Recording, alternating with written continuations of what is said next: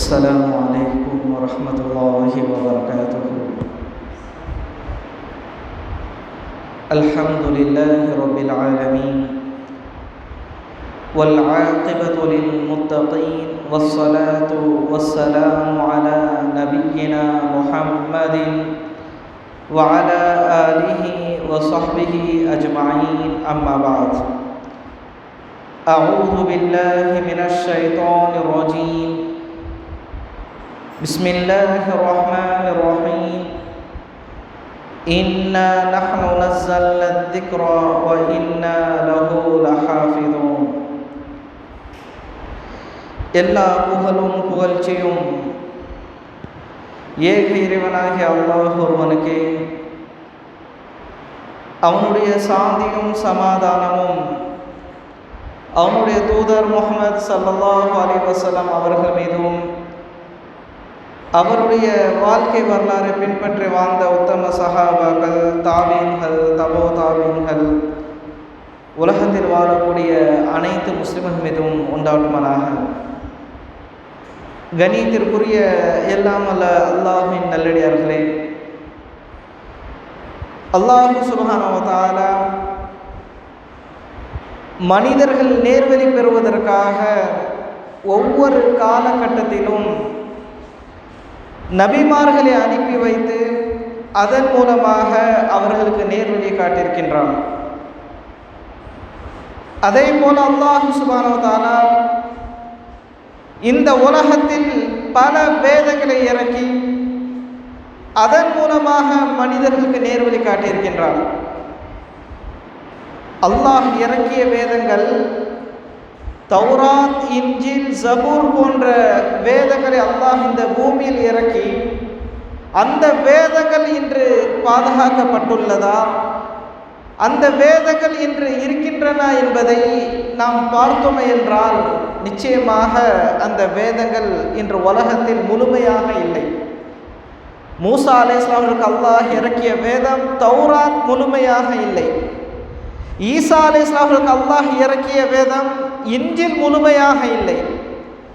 தாவூத் அலைஹிஸ்ஸலாம் அவர்களுக்கு அல்லாஹ் இறக்கிய ஜபூர் வேதம் இன்று முழுமையாக இல்லை.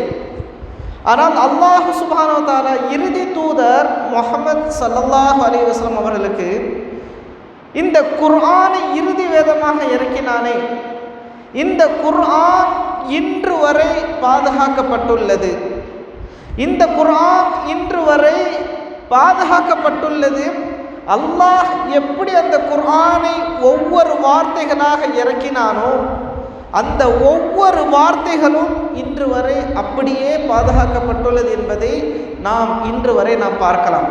இது இன்று வரை மட்டுமல்ல, நாளை மறுமை நாள் வரை இது பாதுகாக்கப்படும்.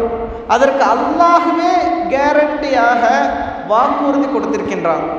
அல்லாஹ் குர்ஆனில் இன்னா நஹ்னு நஸல்னா திக்ர வ இன்னா லஹு லஹாஃபிதூன், நிச்சயமாக நாம் தான் நினைவூட்டும் இவ்வேதத்தை மீது இறக்கி வைத்தோம்.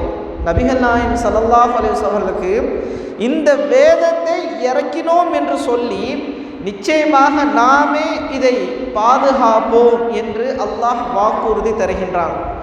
ஏன் வாக்குறுதி தர வேண்டும்? நபிகள் நாயகம் ஸல்லல்லாஹு அலைஹி வஸல்லம் அவர்கள் கவலைப்பட்டார்கள். குர்ஆன் இறங்கிய பொழுது அவர்கள் கவலைப்பட்டார்கள்.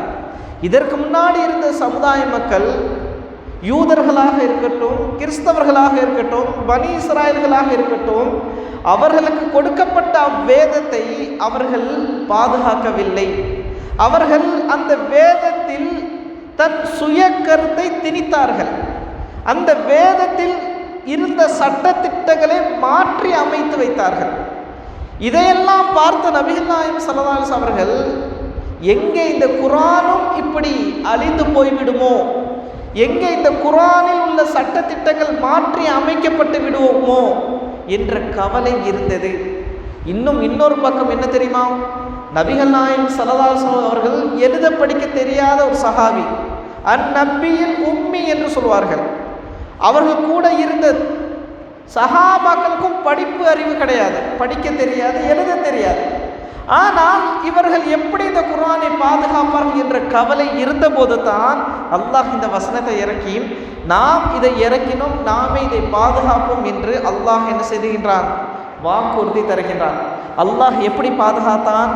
அல்லாஹ் 29வது அத்தியாயத்தில் 49வது வசனத்தில் கூறியிருக்கின்றான், பல்ஹுவ ஆயாத்தும் பையினாத்தும் ஃபீ சுதூரில்லதீன ஊத்துல் இல்ம். இந்த தெளிவான வசனங்கள் கல்வி வழங்கப்பட்டோரின் உள்ளங்களில் இருக்கின்றன. அல்லாஹ் இறக்கிய வசனங்கள் எல்லாம் யாருடைய உள்ளங்களில் இருக்கின்றது? யாருக்கு அல்லாஹ் கல்வி வழங்கினானோ, ஞானம் வழங்கினானோ, கல்வி ஆற்றலை கொடுத்தானோ அவருடைய உள்ளங்களில் இந்த வசனங்கள் பாதுகாக்கப்படுகின்றன. இந்த இடத்தில் கல்வி என்றால் மார்க்க அறிவு என்று சொல்ல முடியும். யார் மார்க்கத்தில் உறுதியாக இருந்தாரோ, யாரெல்லாம் மார்க்க கல்வியை அல்லாஹ்விற்காக கற்றுக்கொண்டார்களோ அவர்களுடைய உள்ளங்களில் இந்த குர்ஆனுடைய வசனங்கள் பாதுகாக்கப்படுகின்றன என்பதை அல்லாஹ் இந்த வசனம் மூலமாக சொல்லியிருக்கும் பொழுது நாம் யோசித்து பார்க்க வேண்டும், சிந்தித்து பார்க்க வேண்டும். கிட்டத்தட்ட 1400 வருடங்கள் கடந்ததற்கு பிறகு கூட இன்று வரை இந்த குர்ஆன் எப்படி பாதுகாக்கப்பட்டுள்ளது? எழுத்து வடிவத்தில் பாதுகாக்கப்பட்டுள்ளதா? இல்லை. இந்த குர்ஆனுடைய வசனங்கள் உள்ளத்தில், மனிதர்களுடைய உள்ளத்தில் பாதுகாக்கப்பட்டுள்ளன. இந்த குர்ஆனுடைய வசனங்கள் அல்லாஹ் மனிதர்களுடைய உள்ளங்களில் வைத்து பாதுகாத்து கொண்டிருக்கின்றான் என்பதை நாம் புரிந்து கொள்ள வேண்டும். அதனால்தான் நபிகள் நாயகம் ஸல்லல்லாஹு அலைஹி வஸல்லம் அவர்கள் வஹி இறங்கிய கிட்டத்தட்ட 23 ஆண்டுகள் கொஞ்சம் கொஞ்சமாக அல்லாஹ் குர்ஆனை இறக்கிய பொழுது அதை அவர்கள் உள்ளங்களில் வைத்து கொண்டார்கள், மனனம் செய்து கொண்டார்கள், சஹாபாக்களுக்கு சொன்னார்கள். சஹாபாக்கள் அப்படியே மனனம் செய்து கொண்டார்கள். சில நேரங்களில் சஹாபாக்கள் அதை தோளில் எழுதி கொள்வார்கள், எலும்புகளில் எழுதி கொள்வார்கள், பழைய ஏடுகளில் எழுதி கொள்வார்கள். இப்படி எழுதி வைத்து கொண்டார்கள். ஆனால் அதிகமாக அவர்கள் மனனம் செய்து கொண்டவர்களாகத்தான் இருந்தார்கள். ஏனென்றால் ஒவ்வொரு வருடமும் ரமலானுடைய மாதத்தில் ஜிப்ரைல் அலைஹிஸ்ஸலாம் அவர்கள் வருவார்கள். எவ்வளவு வஹி இறக்கப்பட்டதோ அப்படியே நபிகள் நாயகம் ஸல்லல்லாஹு அலைஹி வஸல்லம் ஓதி காட்டுவார்கள், அதை கேட்பார்கள். ஏதாவது திருத்தம் இருந்தால் திருத்தி கொடுப்பார்கள். இந்த வசனங்களை இந்த வசனத்தில் இணைத்துக் கொள்ளுங்கள் என்று சொல்வார்கள். இப்படி காலம் ஒவ்வொரு ஆண்டும் ரமலானுடைய மாதத்தில் குர்ஆன் இப்படித்தான் மனனம் வடிவத்தில் பாதுகாக்கப்பட்டது. அதனால்தான் நாமெல்லாம் இன்று ரமலானுடைய மாதத்தில் குர்ஆனை ஓதிக்கொண்டிருக்கின்றோம். இரவு தொழுகையில் குர்ஆனை ஓதிக்கொண்டிருக்கின்றோம். நம்மால் முடிந்த அளவிற்கு குர்ஆனை தொழுகை மூலமாக நாம் மக்களுக்கு வெளிப்படுத்தி கொண்டிருக்கின்றோம். சஹாபாக்கள் குர்ஆனை மனனம் செய்து கொண்டார்கள். அவர்கள் மற்ற சஹாபாக்களுக்கு கற்றுக் கொடுத்து கொண்டிருந்தார்கள். எவ்வளவு பெரிய சிறப்பு தெரியுமா? இந்த குர்ஆனை கற்பதும் கற்றுக் கொடுப்பதும் மிகப்பெரிய ஒரு சிறப்பை அல்லாஹ் ஏற்படுத்தி கொடுத்தார். சாதாரண விஷயம் அல்ல. இன்று நம்மில் எத்தனை பேர் ஹாஃபில்களாக இருக்கின்றார்கள்? தமிழ்நாட்டிலேயே அதிகமாக ஹாஃபில்கள் இருக்கக்கூடிய ஒரே ஊர் எது தெரியுமா? காயல்பட்டினம் தான் என்று சொல்கின்றார்கள். வெறும் காயல்பட்டினத்தில் ஆண் பிள்ளைகள் மட்டுமல்ல, பெண் பிள்ளைகளும் ஹாஃபில்களாக இருக்கின்றார்கள் என்று தமிழ்நாட்டில் சொல்லக்கூடிய நிலையை நாம் பார்க்கலாம். அதிகமாக இந்த ஊர்களில் ஹாஃபில் மதரசாக்கள் இருக்கின்றன, ஹாஃபில்கள் அதிகமாக இருக்கின்றன. சில ஊர்களில் எல்லாம் ஊரில் 2, 3, 4, 5 ஹாஃபில்கள் தான் இருப்பார்கள். இந்த ஊர்களில் ஒவ்வொரு குடும்பத்திலும் 2, 3, 4 ஹாஃபில்கள் இருக்கின்றார்கள். மாஷா அல்லாஹ், பெண் பிள்ளைகளும் ஹாஃபில்களாக இருக்கின்றார்கள். எவ்வளவு பெரிய விஷயம்! அல்லாஹ் எவ்வளவு பெரிய சிறப்பை இந்த ஊர்கள் மக்களுக்கு அல்லாஹ் கொடுத்திருக்கின்றார். இந்த ஊரில் உள்ள பிள்ளைகள் எல்லாம் சிறு வயதிலே அழகான முறையில் குர்ஆன் ஓதி தொழ வைக்கின்றார்கள். எவ்வளவு அழகான விஷயம், எவ்வளவு அழகான வார்த்தைகளை கொண்டு ஓதிக்கொண்டிருக்கின்றார்கள். இதெல்லாம் மிகப்பெரிய சிறப்பு. இந்த சிறப்பை பற்றி தான் அல்லாஹு சுப்ஹானஹு வ தஆலாவும் நபிகள் நாயகம் ஸல்லல்லாஹு அலைஹி வஸல்லம் அவர்களும் ஆர்வமூட்டி மக்களுக்கு குர்ஆனை மனனம் செய்து கொள்ளுங்கள், இதனால் என்ன நன்மைகள் இருக்கின்றன, எவ்வளவு பெரிய சிறப்பு இருக்கின்றது என்பதை நமக்கு சொல்லி காட்டியிருக்கின்றார்கள். நபிகள் நாயகம் ஸல்லல்லாஹு அலைஹி வஸல்லம் அவர்கள் சொன்னார்கள், இந்த குர்ஆனை யாரெல்லாம் மனனம் செய்து கொள்கின்றார்களோ, இந்த குர்ஆனை யாரெல்லாம் மனனம் செய்து கொள்கின்றார்களோ அவர்கள் எப்படிப்பட்டவர்கள் தெரியுமா? அவர்கள்தான் சிறந்தவர்கள். ஹைருக்கும் மன் தஅல்லமல் குர்ஆன, உங்களில் சிறந்தவர் குர்ஆனை கற்று குர்ஆனை மனனம் செய்து கொண்டு வஅல்லமஹுல் குர்ஆன, பிறருக்கு கற்றுக் கொடுப்பாரே அவர்தான் உங்களில் சிறந்தவர். மக்களில் பல மனிதர்கள் இருப்பார்கள், முஸ்லிம்களில் இருக்கின்றார்கள். ஆனால் இதில் சிறந்தவர்கள் யார்? குர்ஆனை மனனம் செய்தவர்கள் சிறந்தவர்கள் என்பதை நபிகள் நாயகம் ஸல்லல்லாஹு அலைஹி வஸல்லம் சொல்லியிருக்கின்றார்கள். அதே போல நபிகள் நாயகம் ஸல்லல்லாஹு அலைஹி வஸல்லம் அவர்கள் குர்ஆன் ஓதுவதின் சிறப்பை பற்றி சொல்லும் பொழுது அழகாக சொன்னார்கள். மஸலுல்லதி யக்ரஉல் குர்ஆன, குர்ஆனை மனனமிட்டு சிரமம் இல்லாமல் ஓதி வருவர் கண்ணியம் நிறைந்த மாணவர்களுடைய போன்றவர் அவர்கள், மாணவர்களை போன்றவர் அவர்கள்.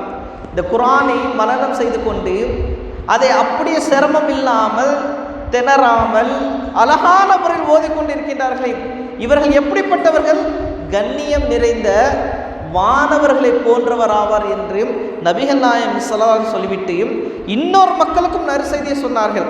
குர்ஆனை மனனம் செய்திராவிட்டாலும், குர்ஆனை மனனம் செய்யாத சில பேர் இருப்பார்களே, அவர்கள் மனனம் செய்யாவிட்டாலும் அதனை சிரமத்துடன் ஓதி அதை எப்படியாவது ஓத வேண்டும், எப்படியாவது படிக்க வேண்டும் என்று சிரமத்துடன் தொடர்ந்து ஓதி வருகின்றார்களே, அவர்களுக்கு 2 மடங்கு நன்மைகள் உண்டு என்று நபிகள் நாயகம் ஸல்லல்லாஹு அலைஹி வஸல்லம் சொல்லியிருக்கின்றார்கள். யோசித்து பாருங்கள், சிந்தித்து பாருங்கள்.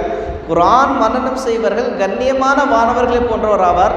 குர்ஆனை மனனம் செய்யவில்லை என்றாலும் சிரமப்பட்டு கஷ்டப்பட்டு ஓதுகின்றார்களே, அவர்களுக்கு அல்லாஹ் 2 மடங்கு நன்மைகளை வைத்திருக்கின்றான் என்பதை நபிகள் நாயகம் ஸல்லல்லாஹு அலைஹி வஸல்லம் அவர்கள் சொல்லும் பொழுது நாம் யோசித்து சிந்தித்து பார்க்கணும் குர்ஆனை மனனம் செய்வதற்கு. அதே போல் நபிகள் நாயகம் ஸல்லல்லாஹு அலைஹி வஸல்லம் அவர்கள் இன்னும் ஆர்வம் ஊட்டுவதற்காக இன்னும் சில விஷயங்களை சொன்னார்கள். உங்களில் குர்ஆன் யார் அதிகமாக மனனம் செய்திருக்கின்றார்களோ அவர்கள் இமாமத் செய்வதற்கு தகுதியானவர் என்று சொன்னார்கள். இமாமத் செய்வதற்கு யார் தகுதியானவர் தெரியுமா? உங்களில் யார் அதிகமான சூறாக்களை மனனம் செய்திருக்கின்றார்களோ அவர்கள் தான் இமாமத் செய்யணும். ஒரு கூட்டம் இருக்கின்றது, அதாவது சில சஹாபாக்கள் தொழுகை வைப்பதற்காக மஸ்ஜித் குபா அந்த இடத்தில் அங்கே தொழுகை வைப்பதற்காக நபிகள் நாயகம் ஸல்லல்லாஹு அலைஹி வஸல்லம் ஒரு இமாமை நியமிக்கும் பொழுது அந்த இடத்தில் நபிகள் நாயகம் ஸல்லல்லாஹு அலைஹி வஸல்லம் சொன்னார்கள், உங்களில் ஒருவர் பாங்கு சொல்லட்டும், உங்களில் ஒருவர் பாங்கு சொல்லட்டும், உங்களில் எவர் குர்ஆனை அதிகமாக அறிந்து வைத்துள்ளாரோ அவர் உங்களுக்கு தலைமை தாங்கி தொழுகை நடத்தட்டும் என்று சொன்னார்கள். ஆக குர்ஆனை மனனம் செய்தவர்களுக்கு முக்கியத்துவம் கொடுப்பதற்காக நபிகள் நாயகம் ஸல்லல்லாஹு அலைஹி வஸல்லம் அவர்கள் இப்படி சொல்லியிருக்கிறார்கள் என்றால் நாம் எந்த அளவிற்கு ஒரு முக்கியத்துவவாதியாக நாம் இருக்க வேண்டும். குர்ஆனை மனனம் செய்தோம் என்றால் இமாமத் செய்வதற்கு தகுதியானவர். இமாமத் என்பது சாதாரண விஷயம் அல்ல. நபிகள் நாயகம் ஸல்லல்லாஹு அலைஹி வஸல்லம் இமாமத் என்ற அந்த பொறுப்பு இருக்கின்றதே இது சாதாரணமான விஷயம் இல்லை. ஒரு இமாமை பின்பற்றி பல மக்கள் இருப்பார்கள். இதே போல நாளை மறுமை நாளும் ஒரு இமாமை பின்பற்றி பல மனிதர்கள் இருப்பார்கள். ஆக இந்த அளவிற்கு கண்ணியத்தை அல்லாஹ் கொடுத்திருக்கின்றார். பாங்கு சொல்லக்கூடிய ஒரு கண்ணியத்தையும் அல்லாஹ் சுப்ஹானஹு வ தஆலா நாளை மறுமை நாள் உயர்த்தி வைப்பான். அவருடைய கழுத்துகள் நீளமாக இருக்கும். அவர்களை பார்த்து இவர்கள் மோத்தின் என்று கண்டுபிடித்து விடுவார்கள், அழைப்பாளர்கள் என்று கண்டுபிடித்து விடுவார்கள். அதே போல இமாமத் செய்தவர்களுக்கு தனி சிறப்பு இருக்கின்றது. ஆக இதெல்லாம் அல்லாஹ் நாளை மறுமை நாளில் இவர்களை கண்ணியப்படுத்துவதற்காக கொடுக்கக்கூடிய ஒரு அந்தஸ்தாக இருக்கின்றது. ஆக இப்படி நபிகள் நாயகம் ஸல்லல்லாஹு அலைஹி வஸல்லம் அவர்கள் இமாமத் தகுதி என்பது சொல்லும் பொழுது நாம் யோசித்து பாருங்கள், குர்ஆனை எந்த அளவிற்கு நாம் மனதில் சுமந்து கொள்ள வேண்டும். இது சாதாரண விஷயம் இல்லை. குர்ஆனை மனனம் செய்வது இதை நல்ல முறையில் மனனம் செய்து அதை பாதுகாத்து கொள்ள வேண்டும். குர்ஆன் ஒட்டகத்தை போல அது கயிற்றை அவிழ்த்துட்டு ஓடிவிட்டால் அதை திரும்ப இழுத்துட்டு வந்து கட்டி வைப்பது எவ்வளவு கஷ்டமோ அதே போல குர்ஆன் மனதை விட்டு வெளியேறி சென்று விட்டால் இதை மறுபடியும் ஓதுவது மிகப்பெரிய சிரமம். அதனால்தான் திரும்ப திரும்ப திரும்ப திரும்ப ஓதிக்கொண்டே இருக்க வேண்டும். நபிகள் நாயகம் ஸல்லல்லாஹு அலைஹி வஸல்லம் சஹாபாக்கள் கற்றுக் கொடுத்தார்கள். சஹாபாக்கள் அதற்கு பிறகு வந்து தாபீன்களுக்கு ஓதி கொடுத்தார்கள். இப்படி காலம் காலமாக ஓசை வடிவத்தில் இன்று வரை குர்ஆன் நம்மிடத்தில் பாதுகாக்கப்பட்டுள்ளது. எழுத்து வடிவத்தை விட ஓசையின் மூலமாக, ஒலி வடிவத்தின் மூலமாகத்தான் இன்று குர்ஆன் தொடர்ச்சியாக நம்மிடத்தில் வந்து பாதுகாக்கப்பட்டுள்ளது என்றால் இந்த உள்ளத்தில் அல்லாஹ் இந்த குர்ஆனை பாதுகாத்து கொண்டிருக்கின்றான், சுமக்க வைக்கின்றான். இந்த குர்ஆனை அல்லாஹ் நம்முடைய உள்ளங்களில் சுமந்து கொண்டிருக்கின்றான். ஆக இந்த குர்ஆனை நாம் சுமப்பதினால் அல்லாஹ் நமக்கு எவ்வளோ பெரிய கண்ணியத்தை கொடுக்கின்றான். ஒரு கட்டத்தில் நபிகள் நாயகம் ஸல்லல்லாஹு அலைஹி வஸல்லம் அவர்கள் உஹதுடைய போர் நேரத்தில் நிறைய சஹாபாக்கள் ஷஹீதாக்கப்படுகின்றார்கள். சஹாபாக்கள் ஷஹீதாக்கப்பட்டதற்கு பிறகு அதில் கஃபன் இடுவதற்காக ஆடைகள் பற்றவில்லை, ஆடைகள் குறைபாடு இருந்தது. அதே போல தஃபன் ஜனாசாவை அடக்கம் செய்வதற்காக இடம் இல்லாத நேரத்தில் நபிகள் நாயகம் ஸல்லல்லாஹு அலைஹி அவர்கள் முக்கியத்துவம் கொடுத்தார்கள். யார் இதில் அதிகமாக குர்ஆனை மனனம் செய்திருக்கின்றார்களோ, யார் ஹாஃபிலாக இருக்கின்றார்களோ அவர்களுக்கு என்ன செய்யுங்கள், முதலில் அவர்களுக்கு அடக்கம் செய்யுங்கள், அவர்களுக்கு இடத்தை கொடுங்கள் என்று நபிகள் நாயகம் ஸல்லல்லாஹு அலைஹி அவர்கள் இந்த போர் காலகட்டத்திலும் அவர்களுடைய உரிமை வழங்கினார்கள் என்பதை நாம் ஹதீஸ் மூலமாக நாம் பார்க்கலாம். ஆக இப்படி பல செய்திகள் அல்லாஹ் சுப்ஹானஹு வ தஆலா குர்ஆனை மனனம் செய்வதன் மூலமாக நமக்கு ஒரு ஆர்வத்தையும் ஒரு ஊக்குவிப்பதையும் நமக்கு கொடுக்கும் பொழுது நாம் எந்த அளவிற்கு குர்ஆனை மனனம் செய்ய வேண்டும். ஆணாக இருந்தாலும் சரி, பெண் பிள்ளைகளாக இருந்தாலும் சரி, குர்ஆனை அதிகமாக மனனம் செய்து கொள்ளுங்கள். குர்ஆனை அதிகமாக சொல்வது கொண்டு நீங்கள் நாளை மறுமை நாளில் வரும் பொழுது அல்லாஹ் உங்களுக்கு எவ்வளோ பெரிய கண்ணியத்தை கொடுப்பான்னு தெரியுமா? அல்லாஹ் நாளை மறுமை நாளில் அந்த குர்ஆனை மனனம் செய்தவர்களிடம் அல்லாஹ் கூறுவான், இக்ரவுல் குர்ஆனை, குர்ஆனை ஓதிக்கொள்ளுங்கள், ஓதிக்கொண்டே செல்லுங்கள். நாளை மறுமை நாளில் அல்லாஹ் சுப்ஹானஹு வ தஆலா அந்த மக்களை பார்த்து, குர்ஆனை மனனம் செய்தவர்களை பார்த்து, நீங்கள் குர்ஆனை ஓதிக்கொண்டு செல்லுங்கள். எங்கே உங்களுடைய குர்ஆனுடைய வசனம் முடிகிறதோ அதுதான் உங்களுடைய உயர்ந்த இடம், அதுதான் சொர்க்கத்தில் உயர்ந்த அந்தஸ்து என்று அல்லாஹ் சுப்ஹானஹு வ தஆலா குர்ஆனை மனனம் செய்தவர்களுக்கு நாளை மறுமை நாளில் குர்ஆனை ஓதக்கூடிய தகுதி அல்லாஹ் சுப்ஹானஹு வ தஆலா தருகின்றார். இது சாதாரண விஷயம் அல்ல, இது சாதாரண விஷயம் அல்ல. குர்ஆனை மனனம் செய்பவர்களுக்கு அல்லாஹ் கொடுக்கக்கூடிய மிகப்பெரிய ஒரு கண்ணியம். அவர்கள் குர்ஆனை மனனம் செய்தவர்களாக இருக்கும் பொழுது நாளை மறுமை நாளில் குர்ஆனை ஓதிக்கொண்டே அவர்கள் என்ன செய்வார்கள், சொர்க்கத்தில் உயர்ந்து செல்வார்கள். உயர்ந்த இடத்தில் உயர்ந்த சொர்க்கமாக ஜன்னத்துல் ஃபிர்தௌஸை அவர்கள் அடைவார்கள். இன்னும் சில ஹதீஸ்களில் நபிகள் நாயகம் ஸல்லல்லாஹு அலைஹி அவர்கள் கூறியிருக்கின்றார்கள், நாளை மறுமை நாளில் யார் குர்ஆனை ஓதி அதை மனனம் செய்தாரோ அவர்கள் அல்லாஹ் சொர்க்கத்தில் நுழைவிப்பான். அவர்களை மட்டும் அல்லாஹ் சொர்க்கத்தில் நுழைவிக்க மாட்டான். அவர்கள் குடும்பத்திலிருந்து நரகத்தில் இருக்க தகுதியான 10 பேருக்காக அவர் பரிந்துரை செய்யும் போது அவர்களுக்கு அனுமதி அளிக்கப்படும். சில மனிதர்கள் ஷிர்க் செய்யாமல், பிதஅத் செய்யாமல், குற்றங்கள் செய்து நரக தண்டனை அனுபவிக்கக்கூடியவர்களாக இருப்பார்களே, அந்த குற்றங்களுக்காக நரகத்தில் தள்ளப்படும் பொழுது இந்த ஹாஃபில்கள் தன்னுடைய குடும்பத்தில் 10 பேருக்காக அவர்கள் என்ன செய்வார்கள், சிபாரி செய்வார்கள், பரிந்துரை செய்வார்கள். அதை அல்லாஹ் அந்த பரிந்துரையை அங்கீகரிக்கக்கூடியவனாக இருக்கின்றான். இதை முஸ்னத் அஹமது ஹதீஸில் பதிவு செய்யப்பட்டுள்ளது. சில இமாம்கள் இதை ஹசனுடைய தர்ஜாக்களில் கொடுக்கின்றார்கள். ஆக இதை யோசித்து பாருங்கள், ஒரு ஹாஃபில் நாளை மறுமை நாளில் நரகத்தில் தள்ளப்பட்டவர்களுக்காக பரிந்துரை செய்யக்கூடிய வாய்ப்பு அல்லாஹ் தருகின்றான் என்றால் எவ்வளவு பெரிய விஷயம், இது எவ்வளோ பெரிய விஷயம், எவ்வளோ பெரிய கண்ணியம் என்பதை நாம் யோசித்து பார்க்க வேண்டும். அதே போல இன்னொரு ஹதீஸில் அழகாக நபிகள் நாயகம் ஸல்லல்லாஹு அலைஹி வஸல்லம் சொல்லி காட்டினார்கள், கியாமத் நாளில் குர்ஆன் வெளிர்ந்த முகமுள்ள ஒரு மனிதன் போல வந்து தன் தோழனிடம், யார் குர்ஆனை மனனம் செய்து அதன்படி வாழ்ந்தாரே அந்த தோழனிடம் அந்த குர்ஆன் கூறும், என்னை நீ பார்த்திருக்கின்றாயா, என்னை நீ அறிவாயா, என்னை நீ அறிகிறாயா என்று என்ன செய்யும், அந்த குர்ஆன் வெளிர்ந்த முகத்துடன் ஒரு மனிதனுடைய உருவத்தில் வந்து கேட்கும். அந்த மனிதன் எனக்கு தெரியவில்லை என்று சொல்லும் பொழுது அப்பொழுது அந்த குர்ஆன் சொல்லுமாம், நான் தான் உன் இரவுகளை விழிப்பாக்கினேன். உன் இரவுகளை விழிப்பாக்கினேன் என்றால் இரவில் தூங்க விடாமல் உன்னை குர்ஆன் மனனம் செய்ய வைத்தேன். உன்னை மதிய நேரங்களில் தாகமாக வைத்தேன். ஒவ்வொரு நேரமும் நான் என்ன செய்தேன், குர்ஆனை மனனம் செய்வதற்காக உன்னை நான் முயற்சிக்க வைத்தேன், தாகமாக வைத்தேன், பசித்திருக்க வைத்தேன். நீ குர்ஆனை மனனம் செய்வதற்காக எவ்வளவு முயற்சி செய்தாயோ நான் உன் கூடவே இருந்தேன் என்று அந்த குர்ஆன் சொல்லும். அடுத்ததாக ஒவ்வொரு வியாபாரியும் தன் வியாபாரத்தில் பின்னாலே இருப்பான்.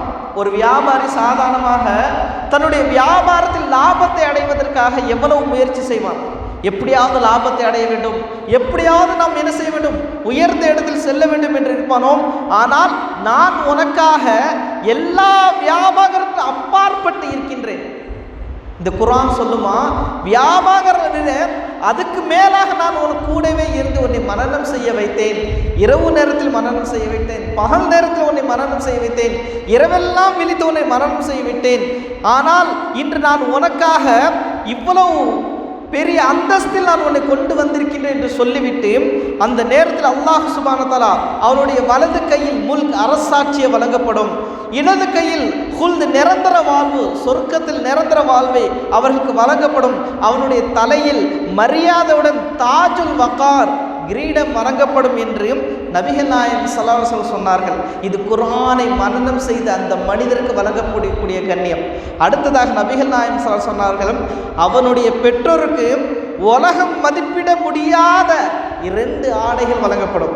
தன்னுடைய மகனை, தன்னுடைய பிள்ளைகளை குர்ஆனை மனனம் செய்ய வைப்பதற்காக பெற்றோர்கள் முயற்சி செய்தார்களே, அவர்கள் எவ்வளவு கஷ்டப்பட்டிருப்பார்கள், எவ்வளவு முயற்சி செய்திருப்பார்கள். தன்னுடைய பிள்ளைகளை எப்படியாவது ஹாஃபிலாக ஆக்க வேண்டும், எப்படியாவது அவர்களை குர்ஆனை மனனம் செய்ய வைக்க வேண்டும் என்று இரவு பகலுமாக கஷ்டப்பட்டிருப்பார்கள். அவர்களை கண்ணியப்படுத்துவதற்காக அல்லாஹ் சுப்ஹானஹு வ தஆலா உலகம் மதிப்பிட முடியாத 2 ஆடைகள் அவர்களுக்கு அணிவிக்கப்படும். அவர்கள் இது எதற்காக என்று அவர்கள் கேட்பார்கள். இந்த பெற்றோர்கள் கேட்பார்கள், இந்த ஆடைகள் எதற்காக எங்களுக்கு வழங்கப்படுகின்றது என்று கேட்கும் பொழுது, அப்போது உங்கள் பிள்ளைகள் குர்ஆனை பற்றி கொண்டதாலே, மனனம் செய்ததாலே என்று கூறப்படும். நீங்கள் அந்த பிள்ளைகளுக்காக முயற்சி செய்தீர்களே, அந்த பிள்ளைகளுக்காக நீங்கள் கஷ்டப்பட்டீர்களே, அதனால் தான் இந்த ஆடை உங்களுக்கு வழங்கப்படுகின்றது என்று அந்த நேரத்தில் அவர்களுக்கு சொல்லப்படும்.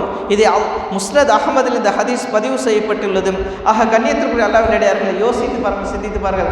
குர்ஆனை மனனம் செய்வதனால் அல்லாஹ் எந்த அளவிற்கு அந்தஸ்துகளை வழங்குகின்றான், நன்மைகளை வழங்குகின்றான், எந்த அளவிற்கு கண்ணியப்படுத்துகின்றான் என்பதை நாம் யோசித்து பார்க்க வேண்டும். நாமெல்லாம் இன்று குர்ஆனை மனனம் செய்து அதை பாதுகாக்கக்கூடியவர்களாக நாம் இருக்கும் பொழுது அந்த குர்ஆனை நல்ல முறையில் நாம் பாதுகாக்க வேண்டும். நமக்கு அந்த குர்ஆனை பாதுகாப்பதற்கு வழி அல்லாஹ் ஏற்படுத்தி கொடுத்திருக்கின்றார். எப்படி நாம் பாதுகாக்க முடியும்? தினமும் ஓதிக்கொண்டே இருக்க வேண்டும். ஒவ்வொரு நேரமும் குர்ஆனை நாம் நாவில் ஓதிக்கொண்டே இருக்க வேண்டும். தொழுகையில் ஓதிக்கொண்டிருக்க வேண்டும். சுன்னத்தான தொழுகை, நஃபிலான தொழுகையில் நாம் எவ்வளவு மனனம் செய்திருக்கின்றோமோ அந்த குர்ஆனை அப்படி தொழுகையில் ஓதிக்கொண்டே இருக்க வேண்டும். தெரிந்தவர்களிடம் குர்ஆனை நாம் என்ன செய்ய வேண்டும்? கொடுக்க வேண்டும், பாடம் கொடுக்க வேண்டும். இன்று எத்தனையோ பிள்ளைகள் மாஷா அல்லாஹ் குர்ஆனை மனனம் செய்து விட்டார்கள். சுப்ஹானல்லாஹ், அல்லாஹ் அவர்களுக்கு மிகப்பெரிய ஒரு பாக்கியத்தை கொடுத்து விட்டார். ஆனால் அதை பாதுகாப்பதில் அவர்கள் கவனக்குறைவாக இருக்கின்றார்கள். அதை அலட்சியமாக விட்டுவிடுகின்றார்கள். விடுமுறை நாட்களில் குர்ஆன் ஓதாமல் இருக்கின்றார்கள். இன்று உலக கல்வி இருக்கின்றது, மனிதர்களை அழிக்கின்றது. அதாவது அவர்களை மனிதர்களை உலக கல்வி அழித்து கொண்டு இருக்கின்றது. நாம் கஷ்டப்பட்டு 4 வருடம் 3 வருடம் 2 வருடம் இந்த குர்ஆனை எவ்வளவு கஷ்டப்பட்டு ஓதிருப்போம். எந்த சிந்தனை இல்லாமல் அல்லாஹ் அல்லாஹ் குர்ஆன் தான் நம்முடைய வாழ்க்கை என்ற குர்ஆனை மனனம் செய்து உள்ளத்தில் சுமந்து அதை நாம் மனப்பாடம் பண்ணி அதை உள்ளத்தில் வைத்து விட்டதற்கு பிறகு அப்படியே நாம் விட்டு விடுகின்றோம். அது அப்படியே நாம் என்ன செய்கின்றோம்? விட்டு விடுகின்றோம். அதை நாம் ஓதுவது கிடையாது, நாம் அதை ஓதுவது கிடையாது. நமக்கு நேரம் அதிகமாக இருக்கின்றது. 5 வேளை தொழுகையில் கொஞ்சம் கொஞ்சமாக ஓதினால் கூட ஒரு நாளைக்கு நாம் ஒரு காஜூஸாவது ஓதிவிடலாம். நாம் ஓதுவது கிடையாது. பெற்றோர்கள் எவ்வளவோ சொல்லியும் பிள்ளைகள் கேட்பதும் கிடையாது. எவ்வளவோ சொல்லுகின்றார்கள், உன்னை கஷ்டப்பட்டு நான் ஹாஃபிதாக்கியிருக்கின்றனே, உன்னை நான் கஷ்டப்பட்டு உருவாக்கி விட்டேனே, நாளை சொர்க்கத்தில் எங்களை அழைத்து செல்ல வேண்டுமே, நீ இப்படி குர்ஆனை மனனம் செய்து மறந்து விட்டாய் என்றால் எங்களை யார் சொர்க்கத்தில் அழைத்து செல்வார்? இந்த உலகத்தில் எங்களுக்கு வீடு கட்டி தர வேண்டாம், இந்த உலகத்தில் பெருசாக சம்பாதித்து தர வேண்டாம், நீ எங்களை சொர்க்கத்தில் அழைத்து சென்று விட்டால் போதும். இதை பெற்றோர்கள் முன்வைத்தார்கள் மட்டும் போதும். இன்று பிள்ளைகளுக்கு நீங்கள் பெருசாக சம்பாதித்து தர வேண்டும் என்று ஆசைப்படாதீர்கள். நீங்கள் ஒரு பிள்ளைகளை ஹாஃபிலாக ஆக்கிவிட்டீர்கள் என்றால் அந்த பிள்ளைகளிடம் ஒரே வார்த்தை, எப்படியாவது இந்த குர்ஆனை வைத்து எங்களை சொர்க்கத்தில் அழைத்து சென்று விடுப்பா, இதை மட்டும் சொல்லுங்கள். குர்ஆனை ஓதிக்கொண்டு இருப்பா, தொழுகையில் ஓது, மனனம் செய், அதை அடிக்கடி ஓதிக்கொண்டிரு, எங்களிடம் வந்து பாடம் கொடு, உஸ்தாதுகளிடம் சென்று பாடம் கொடு, இமாம்களிடம் சென்று பாடம் கொடு. இப்படி நீங்கள் உங்களுடைய பிள்ளைகளை நீங்கள் ஊக்குவிக்க வேண்டும். உங்கள் பிள்ளைகள் ஒரு ஹாஃபிலாக ஆக்கி அந்த பிள்ளைகளுக்கு நீங்கள் ஆர்வம் ஊட்ட வேண்டும். அதுதான் முக்கியம். மிகப்பெரிய நியாமத் என்ன தெரியுமா? இந்த பிள்ளைகள் உங்களுக்கு ஜீனத் என்று அல்லாஹ் குர்ஆனில் சொல்லியிருக்கின்றார். இந்த பிள்ளைகள் உங்களுக்கு அலங்காரம். இன்னொரு பக்கம் அல்லாஹ் இந்த பிள்ளைகள் சோதனை என்றும் சொல்லியிருக்கின்றார். நாம் நம்முடைய பிள்ளைகளை சோதனையாக ஆக்க வேண்டுமா, இல்லை நம்மளுடைய பிள்ளைகளை அலங்காரமாக நாம் ஆக்கிக்கொள்ள வேண்டுமா? இந்த பிள்ளைகளை நாம் ஜீனத்தாக அலங்காரமாக ஆக்கிக் கொண்டோம் என்றால் இந்த பிள்ளைகளின் மூலமாக நாம் சொர்க்கத்தில் செல்லலாம். இந்த பிள்ளைகளை நாம் சோதனையாக நாம் ஆக்கிக் கொண்டோம் என்றால் இந்த பிள்ளைகளின் மூலமாக நாம் நரகத்தில் செல்வதற்கு கூட நாம் தயாராக இருக்க முடியும். ஆக கண்ணியத்துடன் அல்லாஹ்விடையார்களே, உலகத்தில் வாழும் பொழுது அல்லாஹ் நமக்கு அழகான வாழ்க்கையை கொடுத்திருக்கின்றார். முஸ்லிமாக நாம் வாழுகின்றோம். அல்லாஹ் ஒருவனை வணங்கக்கூடியவர்களாக நாம் இருக்கின்றோம். அல்லாஹ் அதிகமான அருட்கொடைகளை வழங்கியிருக்கின்றார். அதே போல பிள்ளைகள் செல்வங்களை அல்லாஹ் நமக்கு கொடுத்திருக்கின்றார். அந்த பிள்ளைகளை நம்ம ஹாஃபிலாக ஆக்குவதற்கு நாம் முயற்சி செய்ய வேண்டும். குர்ஆனை அல்லாஹ் நம்முடைய உள்ளங்களில் சுமந்து பாதுகாத்து கொண்டிருக்கின்றார். அந்த அடியானாக நாம் இருக்க வேண்டும். அல்லாஹ் சில மனிதர்களை தான் தேர்ந்தெடுப்பான். எல்லோருக்கும் அல்லாஹ் அந்த பாக்கியத்தை கொடுக்க மாட்டான். சில மனிதர்களை அல்லாஹ் தேர்ந்தெடுத்து அவர்களுடைய உள்ளங்களில் மட்டும்தான் அல்லாஹ் குர்ஆனை சுமக்கக்கூடிய பாக்கியத்தை தருவார். அதில் எத்தனை பேருக்கு அந்த பாக்கியம் கிடைத்திருக்கின்றது என்பதை நாம் யோசித்து பார்க்க வேண்டும். ஆக இந்த உலகத்தில் நாம் வாழுகின்றோம் என்றால் எந்த நோக்கத்திற்காக வந்தோம், எதற்காக படைக்கப்பட்டோம், எதற்காக இந்த உலகத்தில் வாழ்ந்து கொண்டிருக்கின்றோம், இந்த உலகத்தை விட்டு நாம் சென்று விட்டோம் என்றால் நமக்காக சொர்க்கம் இருக்கின்றது. அதற்கு அங்கே அந்த சொர்க்கத்தில் செல்வதற்கு என்ன டிக்கெட் இருக்கின்றது என்பதை நாம் பார்க்க வேண்டும்.